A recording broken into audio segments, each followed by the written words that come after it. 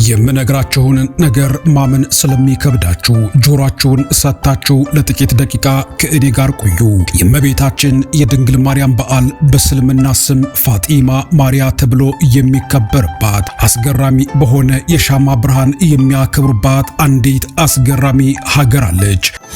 እስኪ ያስቡት፣ በመቶ ሺዎች የሚቆጠሩ ክርስቲያኖች በአንድ ድምፅ ፋጢማ ማርያ ወይም አቬ ማርያ እያሉ ሲዘምሩ፣ በሚሊዮን የሚቆጠሩ ሻማዎች በጽልመቱ ውስጥ እንደ ከዋክብት ያበራሉ።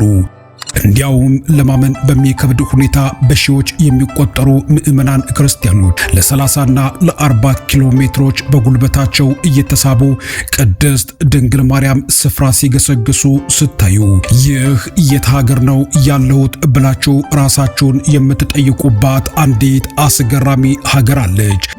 የእመቤታችን የቅድስት ድንግል ማርያም ልደቷንና በዓሏን አስመልክቶ የዚች ሀገር ሰዎች ለድንግል ማርያም ያላቸው የማይበገረው እምነታቸውና ፍቅራቸው በግልጽ የሚታይባት ታላቅ የድንግል ማርያም ወይም ፋጢማ ማርያ በዓል እንመለከታለን።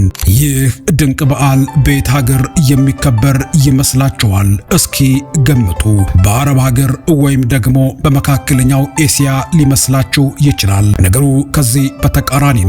በአንዲት አውሮፓዊት 90% የሆነው ህዝቧ የክርስትና እምነት ተከታይ ባለባት በዚህች ሀገር የድንግል ማርያምን ልደቷንና በዓሏን አስመልክቶ ፋጢማ ማርያ እያሉ የሚያከብሩባት አውሮፓዊት ሀገር የብዙ ሰዎችን ትኩረት ስባለች።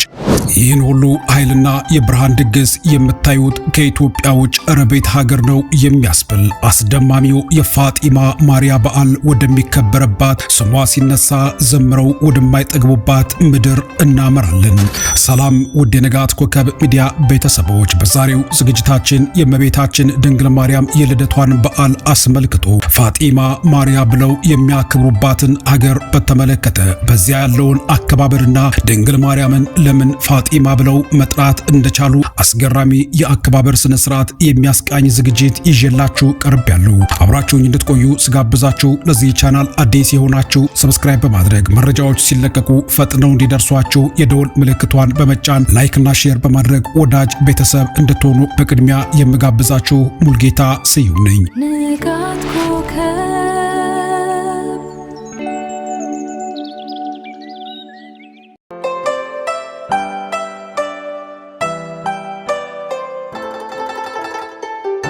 ይህ ዓለምን ያስገረመውና ለማመን የሚከብደው አስደናቂ ፋጢማ ማርያ ተብሎ የሚጠራው በዓል የሚከበረው በአውሮፓ ምዕራባዊ ጫፍ በምትገኘውና በስልጣኔና አገር በማሰስ የሚታወቁት የሰላም ከተማ በምትባለው በፋጢማ መንደር ፖርቱጋል ውስጥ እንገኛለን። ፋጢማ ማርያ ተብሎ በእስልምና ስም ይህ የእመቤታችን የቅድስት ድንግል ማርያም በዓል ሲጠራ እዚህ ጋር ነው እንግዲህ ብዙዎቻችን ግራ የሚያጋባውና ለማመን የሚከብደው የታሪክ ሚስጥር የሚገኘው። ለመሆኑ በአውሮፓ እምብርት በምትገኘው ከእስልምና እጅግ በጣም ሩቅ በሆነችው አብዛኛው የሀገሪቱ ዜጋ ደግሞ የካቶሊክ ክርስትና እምነት ተከታይ በብዛት በተንሰራፋባት ሀገር በስልጣኔና በባህር አሳሾች የምትታወቀው ፖርቹጋልን እንቃኛለን።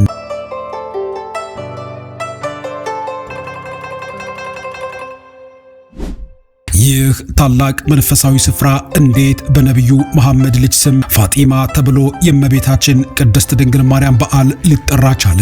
ለዚህ ጥያቄ መልስ ለማግኘት ወደ 12ኛው ክፍለ ዘመን በመጓዝ ፖርቹጋል በሙስሊም ሞሮች ቁጥጥር ስር ወደ ነበረችበት ዘመን መመለስ ይኖርብናል። ታሪኩ የሚጀምረው እንዲህ ነው። በወቅቱ ክርስቲያን ፖርቹጋላውያን ሀገራቸውን ነፃ ለማውጣት በሚያደርጉት ተጋድሎ አንድ ክርስቲያን ፈረሰኛ አንዲትን ውብ የሞር ልዕልት በወታደራዊ ዘመቻ ይማርካል። የዚች ልዕልት ስም ፋጢማ ይባል ነበር። ልዕልቲቱ በፈረሰኛው ፍቅር ተማርካና በእምነቱም ተረታ ክርስትናን በመቀበል በመጠመቅ ክርስቶስን ለማመን ወሰነች። ስሟንም ከፋጢማ ወደ ኦሪአና ለወጠች።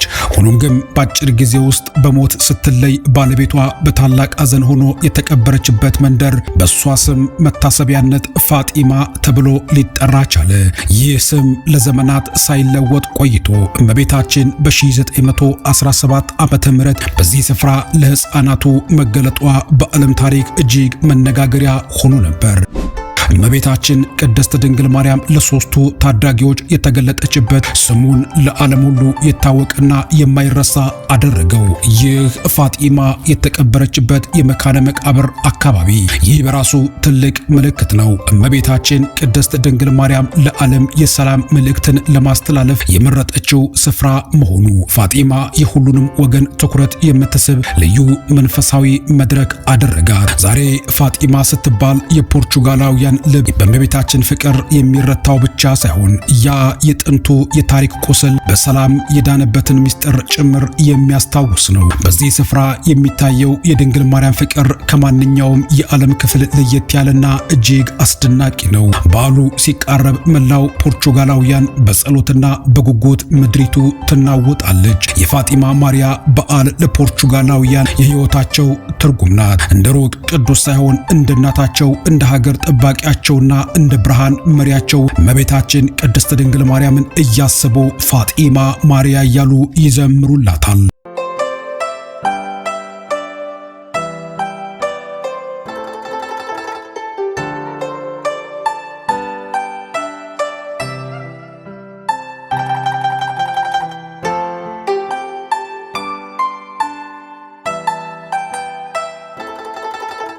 በዓሉ በምሽት ሲጀምር የሚታየው ትዕይንት ልብን ሰቅዞ የሚይዝ ነው። የሻማ ብርሃን ሰልፍ በመባል የሚታወቀውና በሚሊዮኖች የሚቆጠሩ ሰዎች ሻማ ይዘው የሚጓዙበት ስነ ስርዓት ምድሪቱን ወደ ብርሃን ውቅያኖስ ይለውጣታል። እመቤታችን በነጭ አበባዎች ተከባ በግርማ ሞገስ በትከሻቸው ላይ ተጭና ስትወጣ ሕዝቡ በከፍተኛ ምስጋናና ዝማሬውን ያቀልጠዋል። በሺዎች የሚቆጠሩ ሰዎች በጉልበታቸው እየተሳቡ ላባቸው እንደ ጎርፍ እየፈሰሰ ነገር ግን በውስጣቸው ባለው የማይበረዝ የእሳት ፍቅር ተገፋፍተው ያንን ረጅም መንገድ ሲያቋርጡት ስታዩ የፖርቹጋል ክርስቲያኖች ለድንግል ማርያም ያላቸው ጽናት ከስጋዊ አቅም በላይ መሆኑን በአካል ትረዱበታላችሁ። ሌላው አስደናቂ ትዕይንት የእመቤታችን የልደት በዓል አከባበር ነው። በፖርቹጋል የባህር ዳርቻዎች በተለይም በናዛሬ ከተማ ድንግል ማርያም በጀልባዎች ላይ ሆና በውቅያኖስ ላይ ስትጓዝ ማዕበሉና ንፋሱ አብረው የሚዘምሩ ይመስላሉ። ይህ ትዕይንት ለማመን የሚከብድና በቃላት ሊገለጽ የማይችል የእምነት ማሳያ ተደርጎ በፖርቹጋላውያን ክርስቲያኖች ዘንድ ይከበራል። ይህ ታላቅ የእመቤታችን ምስል ወደ ቤተ መቅደሱ ሲመለስ የሚታየው ሽኝት ልብን የሚነካ ነው። በሚሊዮኖች የሚቆጠሩ ነጭ መሐረቦች በአየር ላይ እየተወዛወዙ እመቤታችን ቅድስት ድንግል ማርያም በዓመት ያገናኘን ደህና ሰንብች እናታችን እያሉ ሲለዩአት ያ የነበረው ድባብ የድንጋይን ልብ እንኳን የሚያቀልጥ ፍቅር ከፖርቹጋል ክርስቲያኖች ፊት መመልከት ይቻላል። የፖርቹጋል ፋጢማ በእመቤታችን ፍቅር ሰክራ የምታሳየው ይህ ትዕይንት እያንዳንዱን ተመልካች ልብ ሰቅዞ የሚይዝና ዳግመኛ የማይረሳ ስሜት ጥሎ የሚያልፍ ነው። በአይን ካላዩት ለማመን የሚከብድ ካዩት በኋላ ግን በፍጹም የማይረሳው በዓል የፖርቹጋል ፋጢማ ማርያ ክብረ በዓል ብዙዎች የሚጓጉለት ዓለም የሚቀባበለው ክብረ በዓል ነው። ይህ ታሪክ ሺህ ጊዜ ቢነገር አይጠገብም። ፖርቹጋላውያን በእመቤታችን ጥበቃ ስር ሆና ይህንን አስደናቂ በዓል ለዓለም ማሳየቷን ቀጥላለች። የፖርቹጋል መንፈሳዊ ጥልቀት የሚታወቀው በታሪክ ማዕበል ውስጥ አልፎ ዛሬም ድረስ በደመቀ ሁኔታ በሚከበረው ሕዝቡ ለእመቤታችን ቅድስት ድንግል ማርያም ባለው ጥልቅ ፍቅርና በገዳማቱ ጽናት ነው። ይህ መንፈሳዊ መነቃቃት የመጣው በባዶ አይደለም። ሕዝቡ ለዘመናት ከአትላንቲክ ውቅያኖስ በሚነሱ ማዕበላትና በታሪክ ፈተናዎች ውስጥ አልፎ እምነቱን ጠብቆ ቆይቷል። ያ ጽናት ዛሬ በአደባባይ ፈንድቶ ፖርቹጋል የአውሮፓ መንፈሳዊ የሰላም ወደብ እንድትሆን አድርጓታል። ይህን መንፈሳዊ ጽናትና የሺህ ዓመታት ታሪክ ለዓለም ለማወጅ በፖርቹጋል እምብርት ላይ አንድ አስደናቂ መንፈሳዊ ተራራ ቆሞ ለዘላለም ይታያል። ይህም በዓለም ላይ ካሉ ታዋቂ መንፈሳዊ ማዕከላት አንዱ የሆነው የፋጢማ እመቤታችን ባዛሊካ ቤተክርስቲያን ነው። ይህ ቅዱስ ስፍራ የታነጸው እመቤታችን ቅድስት ድንግል ማርያም ለሶስት እረኛ ሕፃናት የተገለጠችበትንና ለዓለም የሰላም መልእክት ያስተላለፈችበትን ምስጢር ለመዘከር ነው። እመቤታችን እመቤታችን ቅድስት ድንግል ማርያም በዚህ ፋጢማ ተብሎ በሚጠራው ስፍራ ላይ ለሶስት ታዳጊ ሕፃናቶች ያደረገችው መገለጥና መታየት በየዓመቱ የፖርቹጋል ክርስቲያኖች በዚህ በተገለጠችበት ፋጢማ ተብሎ በሚጠራው ስፍራ በመሰባሰብ የብርሃን ሻማ በመለኮስ ፋጢማ ማሪያ በማለት እመቤታችን ቅድስት ድንግል ማርያም ለሶስቱ ታዳጊ እረኛ ልጆች ያደረገችውን መገለጥ ለነሱም በልባቸው ብርሃን እንድትገለጥላቸው የፖርቹጋል ክርስቲያኖች በዚህ ስፍራ በየዓመቱ ግንቦት በገባ የመጀመሪያው ሳምንት ይሰባሰባሉ።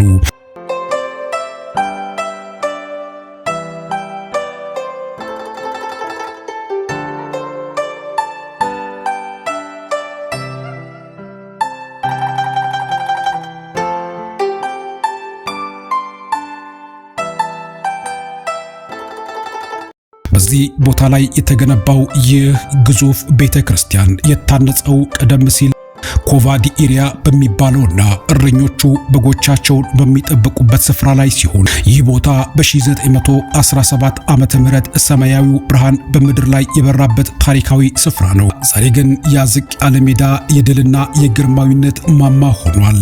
ይህ መንፈሳዊ ስፍራ ለአንድ ጊዜ ብቻ ሳይሆን ለሚቀጥሉት 100 ዘመናት በሚሊዮኖች የሚቆጠሩ ምዕመናን እንዲያስተናግድ ተደርጎ በልዩ ጥንቃቄ የታነጸ የምህንድስና ድንቅ ስራ ውጤት ነው። ይህ ፋጢማ ማሪያ ቤተክርስቲያን የፋጢማ ባዛሊካ ቤተክርስቲያን በከፍታውና በሰፊው አደባባዩ ማንኛውም ተመልካች በድንጋጤና በተመስጦ ውስጥ ይከታል። የህንፃው ማማ 65 ሜትር ከፍታ ያለው ሲሆን በላዩ ላይ የተቀመጠውና በታላቅ ግርማ የሚታየው የወርቅ ዘውድ ከየትኛውም አቅጣጫ ሆኖ ሰማይ ተንተርሶ በፋጢማ የኮረብታማ ስፍራ ላይ ይታያል።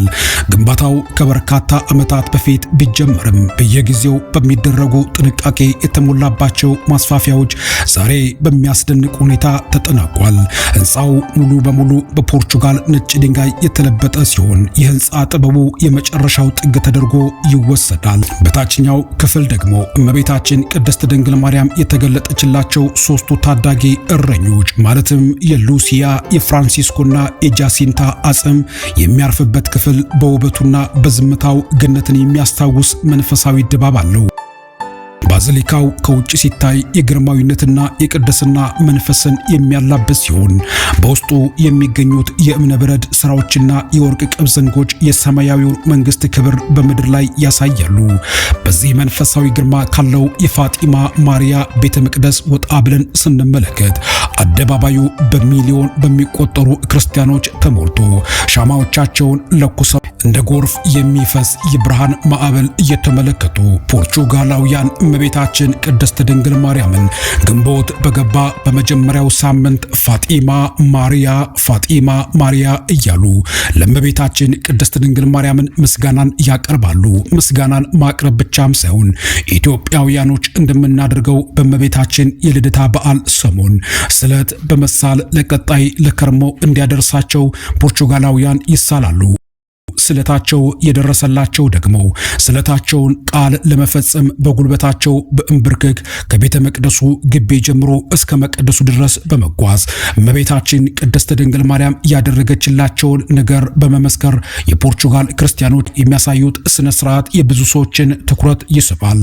ይህ ፋጢማ ማሪያ ተብሎ በየዓመቱ የሚከበረው የእመቤታችን ቅድስት ድንግል ማርያም በዓል በዓለም ላይ ማራኪና ሳቢ ተብሎ በርካታ ክርስቲያኖች ወደዚህ ስፍራ በመሰባሰብ እመቤታችን ቅድስት ድንግል ማርያም ለሶስቱ ታዳጊ በግ ጠባቂ እረኞች ያደረገችውን መገለጥ እያሰቡ ከፍቅሯ ከበረከቷ የሚሳተፉበት አስደናቂ የፖርቹጋላውያን ድንቅ በዓል ነው ፋጢማ ማሪያ።